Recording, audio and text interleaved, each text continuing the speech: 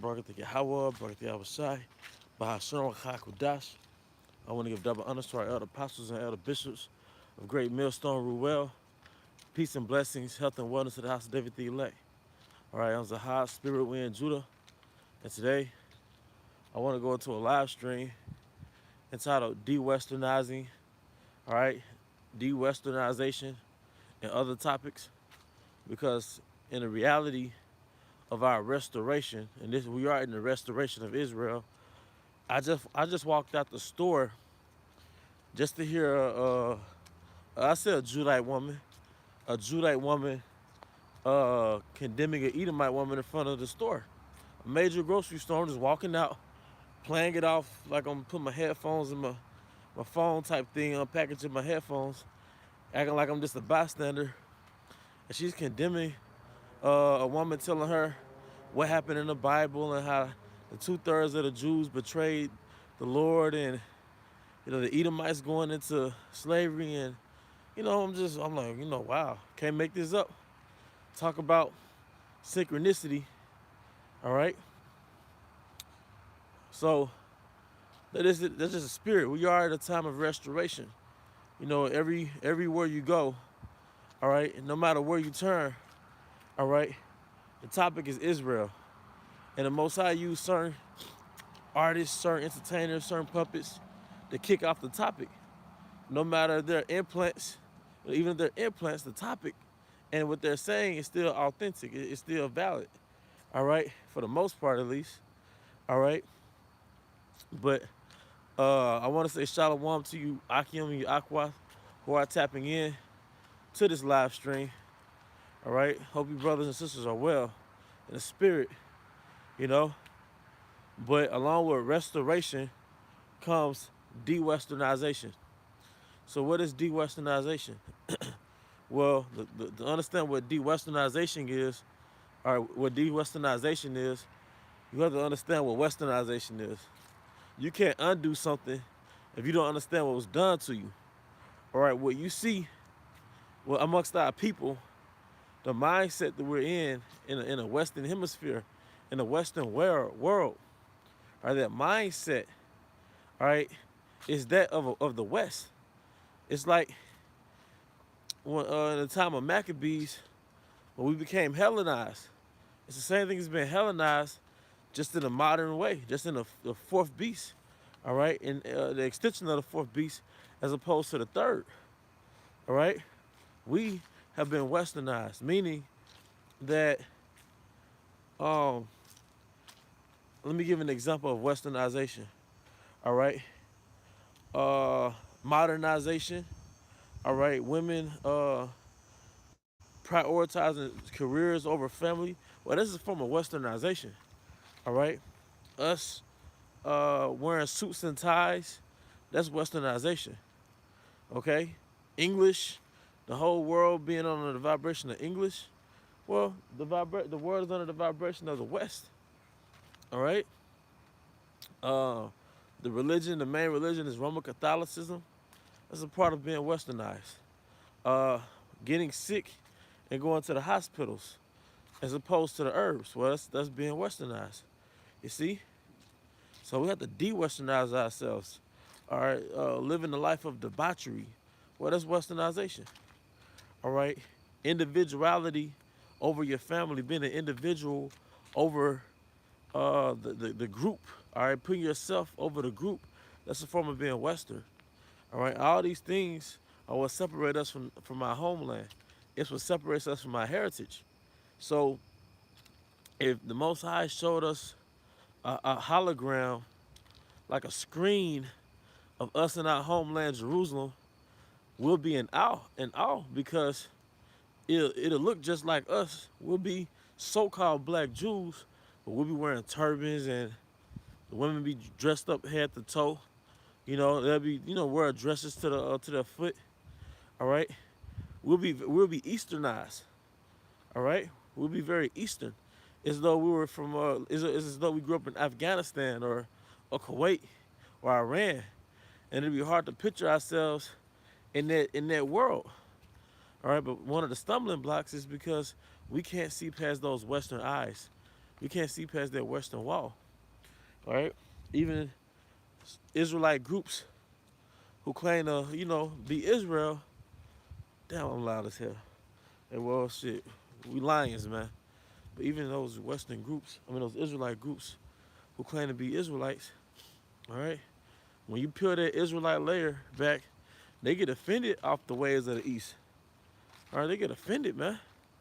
They get offended over the whole flower of thy age. And that's not to say they should start doing that now, dealing with younger women. Hell no. But the fact that we did that in our homeland, man, then you'll get offended over that. But what's the remedy for whoredom at 14, 15, 16? What's the remedy for that, man? Okay? So one of the stumbling blocks of coming to your nationality is that your foundation of existence and your foundation is basically the Western way. And all you know is the way of the West. So when you introduce another way, i.e. the way of your forefathers, like the beloved brother just put up on the chat, all right, you stumble at it because you're comparing it to how you grew up. Jeremiah 6:16, thus said Yahweh, stand ye in the ways and see, ask for the old paths, where is the good way, and walk therein, and ye shall find rest for your souls. But they said we would not walk therein. All right? You're staying in the old paths, man. So the way of our forefathers was the old paths, man. All right? A moderation. That's the old paths. All right? The Spirit got on me to eat like one major meal right now. I'm sharing it with brothers. Certain things you hold to yourself, but I share certain things because somebody might catch it and pick it up and run with it, and sisters, because moderation, all right, that's a thing of the East. All right, insatiability, a culture of indulgence, it's part of the West. An all-you-can-eat buffet, all right, that's just being a damn pig. That's that's the Westernization, man. All right, eating just because you're bored. All right, that's the thing of the West. If you look up the word buffet, it's really a table of refreshments at the marketplace, not no damn everybody pigging out. But outside that same restaurant, there's homeless folks eating out the trash can. That's horrible, man. All right. Let me see. Dunya Allah, the Levite. Oh, shalom to you, brother. Sirach 23:5. Turn away from me, vain hopes and concupiscences, and thou shalt hold him up that is desirous always to serve thee. Let not the greediness of the belly, nor the lust of the flesh take hold of me, perfect, and give not over thy servant unto an impotent mind. All right? And an impotent mind, a prideful mind, a stubborn mind, that's the Western way. Being an asshole is actually honored here. All right? Being prideful is honored here. All right, so like if you can't see me, there's lights, there's spots where there are lights and there's spots where there's no lights. All right? But self-indulgence, all right, that's the thing of the West, man. All right, in the way of our forefathers said, give not thy soul that she desireth, man. Like metaphorically speaking, man, that beast inside you, don't feed it all the time, man. Whether it's food, whatever it is, don't just be over indulgent in your flesh. Overeating, over drinking, and stop using the hell that you catch to overdo stuff. Don't get me wrong, it might happen, and you can't, fault yourself, but don't let that be your crutch and your excuse, because the thing that makes the elect different from the 2/3 of our people, our liquor, our food, our wine, our woman, is really wisdom. So although we do have those vices that I just named, that's the side dish. The main course that we really resort to is really wisdom. That's our comforter. And that's the plate and the table of the hopeful elect. All right? But we have to de-westernize ourselves, man. When we get sick, you go to the Tylenol cabinet, you go to the Advil cabinet, and the more I get into nature, the more I see how much a joke that so-called medicine, which is the pharmaceutical industry, is, man. Then they advertise some damn pill. Then they have in a very delicate voice and a very soothing voice all the damn side effects that could ultimately kill you if you ain't careful. We gotta de-westernize ourselves, man. You know how many people die from how many people die from, was it a misdiagnosis or just dealing with the pharmaceutical industry, man? That's the main thing in Babylon, is letting go of that industry and get into the herbs. You see? Let me get these other scriptures right quick, because there's some other stuff I want to get into. Galatians 6 and 8, for he that soweth to the flesh shall of the flesh reap corruption, but he that soweth to the spirit shall of the spirit reap life everlasting. All right, this is from Strive for the Masteries 144, Sirach 18:30. Go not after thy lust, beautiful. Go not after thy lust, but refrain thyself from thy appetites. If thou givest thy soul the desires that please her, she will make thee a laughing stock to thy enemies that malign thee. All right, and what I want to transition into, we're going into de-westernization, is also having a mindset to have your staples off the grid, to be able to live off the grid. Now, I'm gonna say it in this context. I like that thought anyway. I like the thought of being a backpacker. I like the thought of living off the grid, whether we in time of Jacob's trouble or not. I like at least the thought of it. Nonetheless, the scripture says that you should be as pilgrims. And speaking of de-westernization and de-westernizing yourself and depending on this damn grid, all right, it'll behoove you to have within your book bag your livelihood. So you should have a bug out bag. And I speak as a man, all right? This is not an order. I don't have that authority, you know what I mean? But it'll be a good idea to have within your survival bag, your camping bag, your bug out bag, your livelihood. And your rule of thumb, it should be, you should be able to fit your livelihood within your book bag. And one thing you should have is a fire kit. Like I said, I speak as a man, it's just a good idea. Because the scripture said one of the principal things of the whole use of man is what? Fire. All right? So you should have a fire kit in your survival bag, all right, or your bug out bag, in which you got maybe lighters, little mini torches, like you know how you like the Palo Santo, the sage with the little torch lighter, all right, little lighters, your matches, your torch, uh, maybe some petroleum jelly to wrap around, maybe like a cotton ball to make the fire stick, all right, but you have a little kit to where you can always start a fire wherever you at, all right. You should also have 72 hours worth of food. A lot of times when we think of living off the grid or survival or camping, and you think, well, I could go and fish or I could go hunt, I could set traps, but there's a reality to that. All right, and the reality is you don't know how long it'll take before you can actually find uh, fish or go find a water source where you could create a fishing pole and a net. And the reality of that, you'll start running into things you weren't really expecting to run into. So I heard this one YouTuber say this, and I subscribe to it. You should have at least 3 days worth of food in your bag. That way, no matter how long it takes you to find food or to set up a situation to get food, you at least got food already on deck. Because the reality is, you walking looking for food on an empty stomach, all while you burning calories, that's not good. So along with your fire station or your fire kit, you should have non-perishable items like canned food or different things like that that you could compact and put into your survival bag. So you got your fire kit, you got your 3 days worth of food. Brothers should know how to set up a tent, man. All right. And like I said, I'm not pontificating that you should do this today or go to Walmart this weekend, but I'm just putting it out there, man. It's good to know these things, because no matter how the Most High protects you and guides you, me as a man, I like the thought of knowing how to not live on the grid, man. You see? But it's also part of being de-westernized and decolonized to where all you know is the grid, man. Hey, shalom to you, brother. Yahweh Shema Shah Brakatah.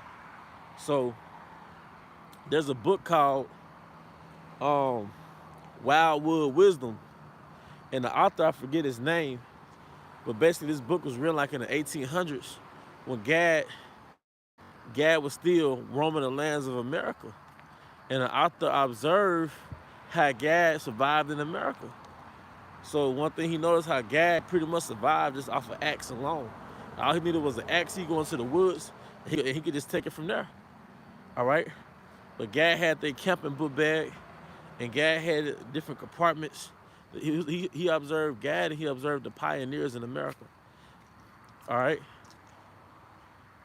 But Gad had their camping book bag, and they had the pot, like the pot and the food inside the pot. But next to it, they had a tent, and next to it, they had a blanket. So yeah, you want your food compartment. You want like a little fire compartment where you can make your fires. You want something where you can put a tent either on top of the bag or inside. Then you also want to have blankets. All right. You see? Because there's a reality. And it's better to have it and not need it than to need it and not have it. So, like I said, to me it's fun anyway, no matter how it plays out in the near future. It's good to know those things, man. Just like doing the what do you call it, the 2020 event, the global 2020 event. It was advised that brothers get food, now, or stock up on extra food. Now, for some brothers, they might not have had to, they might not have had to do it, but it'll be wise to do it. Same thing with this. All right. But that's something that I want to get into, man. Knowing how to set up a tent, because really there's no such thing as being homeless, because the planet Earth is a home. A lot of people, they're just gonna panic and go crazy because the grid is shut down, and they don't understand that the planet Earth in itself, that's a house. See, Gad, and even our forefathers as a nation, we know how to utilize this house called the planet Earth and turn it into a home. Yeah, when you take the different tree branches and make you a shelter, or you take the trees and make a cabin, that's taking the house, which is the earth, and making that into a home. All right? The Most High gave us fire. Do you know how remarkable fire is? And how important fire is, man?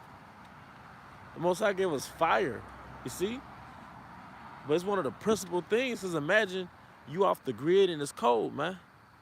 Fire is important. That's why I talk about that fire station, because it'd be nice to know how to start a fire from 2 sticks, but I ain't finna lie to you and say I know how to do that right now. So before you figure that out, or while you rubbing them sticks together, it'll behoove you to already have your matches. Use this world, not abuse it. So a prudent man foresee the evil. So it'll behoove you to already have your matches and your lighters and your little mini torches, so you can just easily start a fire. All right? You see? I already have like a little cooking pot. Maybe make you a little hobo stove, But the key is make you something that you can put inside your bag. Because the rule of thumb is your whole. Hey, thank the water for that title, brother. Wildwood Wisdom by Ellsworth Yeager. I think that's how you pronounce his name. Ellsworth Yeager, but the water for that. All right, that's a heavy, heavy book. All right, and it makes you respect Gad even on a higher level. But I found out that the reason why Gad goes so hard in America, because Yahweh Shai came to the Americas and showed Gad, or really the Northern Kingdom, how to live on this new territory. All right, and some of the elders amongst Gad still hold those stories. All right, this is Ecclesiasticus 39:26. The principal things for the whole use of man's life are water, fire, iron, and salt, flour of wheat, honey, milk, and the blood of the grape, and oil and clothing, and the water for that scripture. All right? Because King David was camping, he was out camping before he really received that kingdom. And in between kingdoms, there's a camping a lot of times. See, when we out in the woods, all right, per prophecy, All right, it's really we in a transition to kingdoms. King David was in a transition to kingdom when he was out there camping, man.